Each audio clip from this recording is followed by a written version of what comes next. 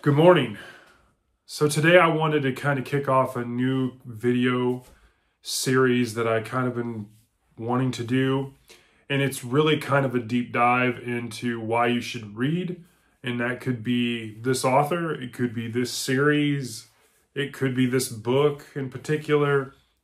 But I wanted to kind of give you a more in-depth video and talk about why you should read this. And so today I'm going to start with why you should read Joe Abercrombie. Joe Abercrombie is an English author. He has wrote 12 books and one short story collection. He is kind of typecast in the fantasy genre and the subgenre of grimdark. Everyone calls him the Lord of Grimdark. His kind of claim to fame is his books that take place in his first law world. And so, to give you a little backstory, I kind of happened to pick up Joe Abercrombie based on the fact that several years ago I was watching, videos trying to, like maybe you are today, trying to gather, what other people are reading and why. And Abercrombie's name kept coming up, especially when people were doing lists talking about, who's my favorite fantasy authors or who's my new favorite authors type thing. And Abercrombie's name was up there quite a bit. And especially for someone that has been writing books for as long as he has. He's, I believe probably around 50, 51 right now. So he hasn't been writing forever. And so that's a pretty big statement to be in the top of a lot of people's lists that I've come to trust in their opinions. And so I picked up the First Law trilogy, which is his first trilogy of the 9 books that he's written in this First Law universe as of today. It's the original trilogy. He's also written 3 standalone books that kind of take place in the middle. And then you have the Age of Madness trilogy, which is most recent trilogy, which are the books 7, 8, and 9 of the First Law kind of world. So the Shattered Sea trilogy, this is his other 3 books. These are heavily considered YA. I don't know why, in my opinion. I think it's just because these particular books aren't as gruesome and dark as the other 3 books. And before you turn off the video and think, oh, that's not for me, I don't want any gruesome or dark books. But that really is the draw when it comes to Abercrombie. He has really taken a genre and flipped it on its head. I mean, in the sense that he has taken what was kind of considered the trope of the fantasy world, where you have either, this poor boy or this, adopted boy that is the chosen one type thing and becomes, the bastion of good versus evil type thing. And he's taken these downtrodden killers and assassins and morally corrupt and gray characters, and you can't help but root for him. And so he's really flipped that on its head to the point where you get sucked in and you're like, holy crap, So that's really what the draw is. Again, this particular set here, the Shattered Sea trilogy, which people consider YA, which I don't know why, but I highly recommend it. Is it the starting place?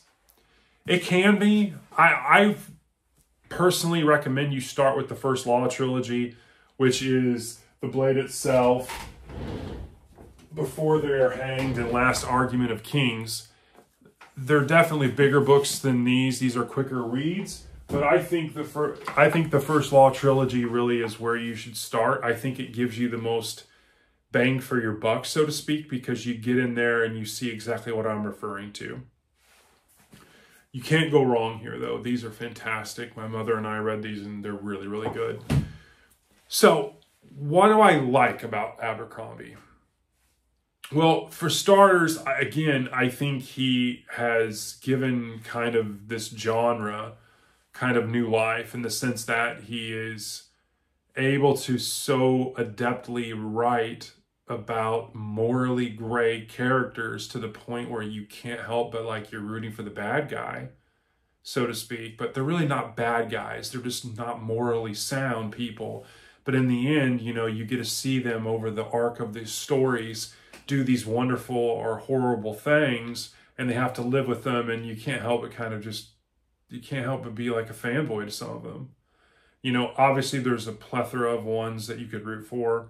I particularly, you know, I like the Glockta. You know, he was an inquisitor for the church and the king.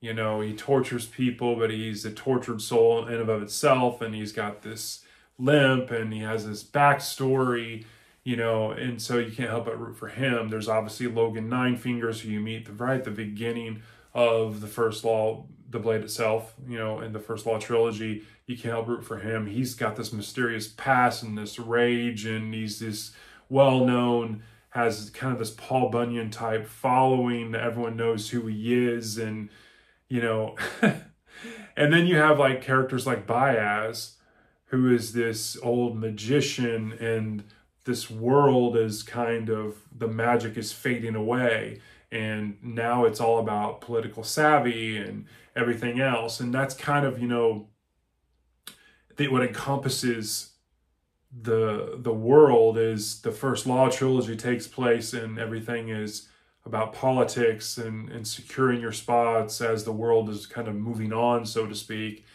Not to reference Dark Tower, but the world is moving on in the First Law world.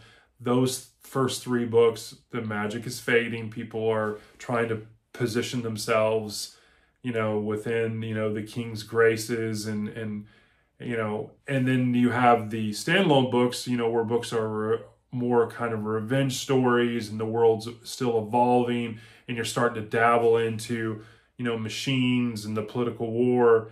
And the last three, the most recent three, the Age of Madness trilogy, really you get into the Industrial Revolution and machines.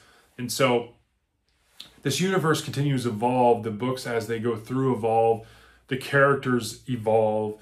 You know, you get these different plot threads, and there's a lot of payoff. And so that's what makes Abercrombie's writing so kind of enjoyable, is as he soft-handedly references things, or he doesn't like give you everything perfect on a platter with a glossary and a character expose, you get these touches and these mentions that may not make sense at first, but the payoffs are so huge at the very end, towards the end of the stories, or as you continue with the stories, that you can't help but appreciate how good the writing is.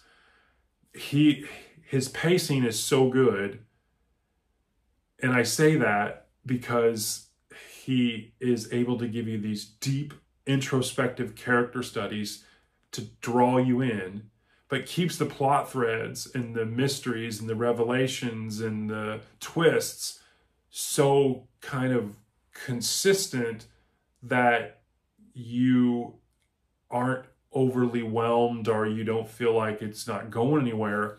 And I think he does a great job of mixing, you know, pace, plot, character development, world building. He does that all so well that it's hard to put the books down. So these are the kind of things, you know, in general that I like about Abercrombie. I can't recommend his books highly enough. If you like fantasy and you haven't read Abercrombie, I highly recommend you do. I would start with the original trilogy, the First Law trilogy.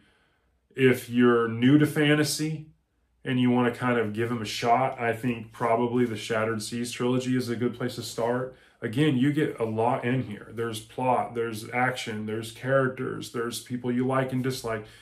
It's really kind of, this trilogy really is the First Law trilogy without the steroids, really. Really what it comes down to. I don't believe it's YA in my opinion, but what do I know? Again, there's not a lot to dislike about Abercrombie. The only thing I dislike about Abercrombie is he hasn't written a new book. And I don't have enough time in the day to go back and reread them because there's so much else I want to read or reread right now. But I definitely will reread Abercrombie for sure. His books are just too good. I really enjoy them. So again, that's kind of my deep dive on why you should read Joe Abercrombie. I think he's a fantastic writer. His First Law World is just so, I'm invested. I can't wait for the next book. It'd definitely be the ones where I drop everything and I read it, you know, when it comes out. So that's my take. If you've read Abercrombie, or if you haven't read Abercrombie, drop me a comment. I'd be happy to, you know, give you my thoughts. I try to respond to every comment that I get on videos. If I haven't responded to your comment in the past, I apologize. Again, I try to respond to everyone. Again, we may not agree. We may disagree. You may have tried them and didn't like them. You know, it's not for everyone. I get that. But if you like fantasy, if you like character development, if you like consistent plot and pacing, and you like, you know, those payoffs in the end, like, he is right up your alley.